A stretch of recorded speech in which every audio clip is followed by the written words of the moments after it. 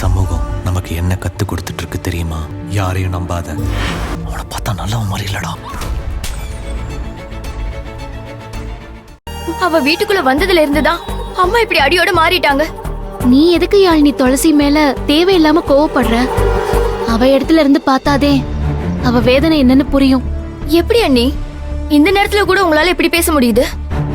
அவங்க இடத்துல இருந்து நீங்க பாக்குறீங்க, ஆனா உங்களோட இடத்துல இருந்துதான் அம்மாவும் துளசியும் யோசிக்கிறதே இல்ல.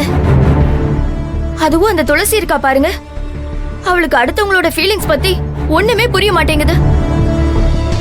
அவங்க அம்மா அப்பா போறேன்னு சொல்லும் போது இவளும் போய் ஒளிஞ்சிருவான்னு பார்த்தா போகாம இங்கேயே தங்கிட்டா.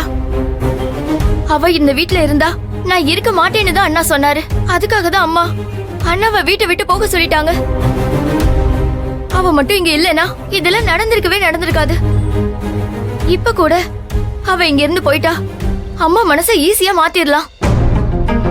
அவ பக்கத்திலே இருந்து அம்மா மனசை ஏதாவது சொல்லி குழப்பிட்டே இருப்பா. இதெல்லாம் எங்க போய் முடிய போகுதுன்னே தெரியல அண்ணி. சார் சரிங்க சார். மா ஓரம் பண்ணுங்கம்மா, மகேஷ் சார் வர்றாரு.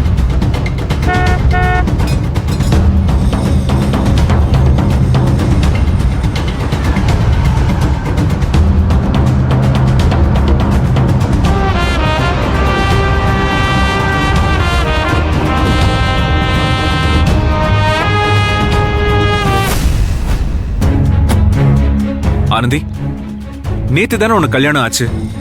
அதுக்குள்ள உன்னை யார் கம்பெனிக்கு வர சொன்னா? ஆமா யாழ்னி, ஆனந்தி கூட நீங்க என்ன பண்ற? நேத்து அண்ணா வீட்டுக்கு வந்தாரு. அம்மா அவரை வீட்டுக்குள்ள விட மாட்டேன்னு சொல்லி பிரச்சனை பண்ணிட்டாங்க சார்.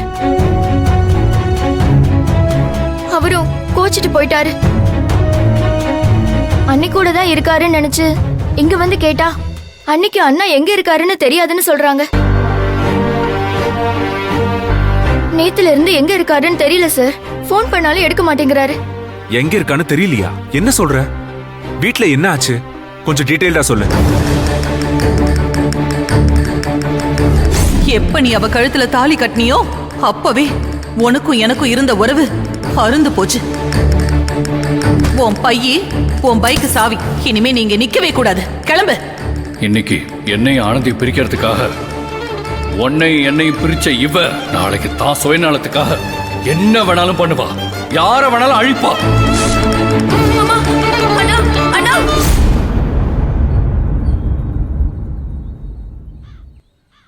அன்பை வீட்டை விட்டு போக சொல்ற அளவுக்கு உங்க அம்மா துளசியை நம்புறாங்களா? ஏதோ கோவத்துல கோவில்ல என் புள்ளியே இல்லைன்னு சொல்றாங்கன்னு நினைச்சேன். ஆனா இப்படி பண்ணுவாங்கன்னு நினைக்கவே இல்லையே. சார், அத்தா அப்படிலாம் அவர்கிட்ட மோசமா நடந்துக்கிற வகை இல்ல. கோவில்ல எப்படி கோவத்துல 4 வார்த்தை பேசினாங்களோ அதே மாதிரிதான் ஏதோ பேசிருப்பாங்க. இவர்தே அதை பொறுத்துக்க முடியாம எங்கேயோ கிளம்பி போயிருக்காரு. ஆனந்தி, சும்மா அன்பு அம்மாவுக்கு நீ சப்போர்ட் பண்ணாத. உனக்கு அன்போட அம்மா மனசை புரிஞ்சுக்க தெரிஞ்ச அளவுக்கு கூட அன்போட மனசை புரிஞ்சுக்க தெரியல. இந்த மாதிரி நேரத்துல கூட எப்படி நீ அன்பை விட்டு கொடுத்து அவன் அம்மாவுக்கு சப்போர்ட் பண்ற? யாழ்னி, நீ இன்னொரு வாட்டி அன்போட நம்பருக்கு கால் பண்ண. சார், நான் எவ்வளவு தடவை கால் பண்ணி பார்த்துட்டேன், அண்ணா எடுக்கல. நீங்க கொஞ்சம் கால் பண்ணி பாருங்க சார்.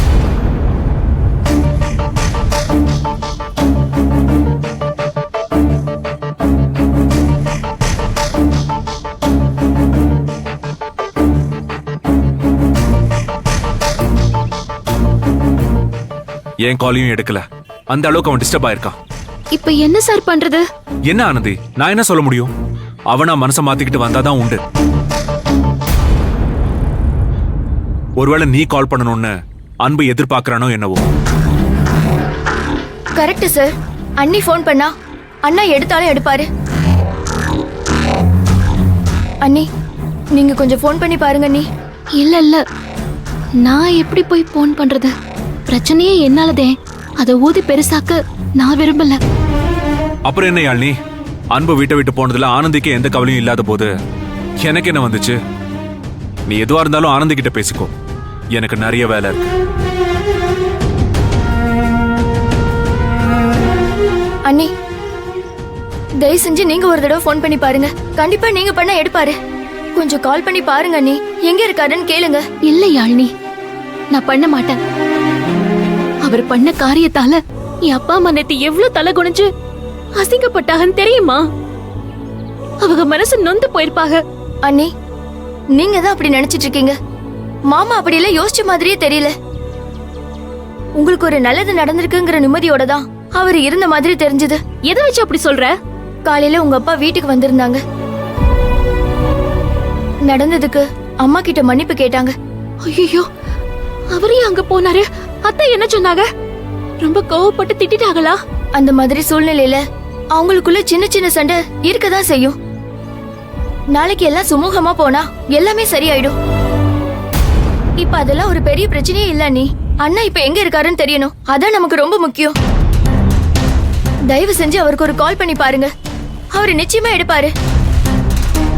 அதுக்குள்ள நானும் அவர் ஃப்ரெண்ட்ஸ் வீட்ல எங்கேயாவது இருக்காரான்னு செக் பண்ணி பாக்குறேன். உங்களுக்கு ஏதாவது தெரிஞ்சு எனக்கு கால் பண்ணி சொல்லுங்க. சரி, நான் வரேன். நீ அண்ணா போயிட்டு வரேனா? சரிம்மா. எங்கெங்க போனீங்க?